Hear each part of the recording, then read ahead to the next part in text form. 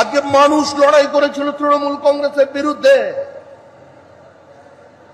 আলিপুরদুয়ারের তৃণমূল নেই, কুচবিহারের তৃণমূল নেই। আগে বলতাম থাকবে না, এখন বলছি নেই। মানুষের আশীর্বাদ নিয়ে, তাদের অধিকার নিয়ে বলছি।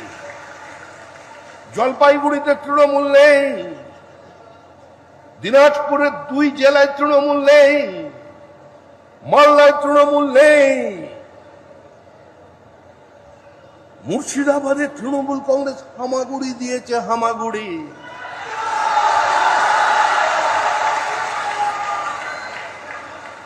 দক্ষিণবঙ্গ দুর্ভেদ্য দুর্গ। মথুরাপুর লোকসভা কেন্দ্রের মানুষ দেখিয়ে দিয়েছেন প্রকৃত চিত্র কি।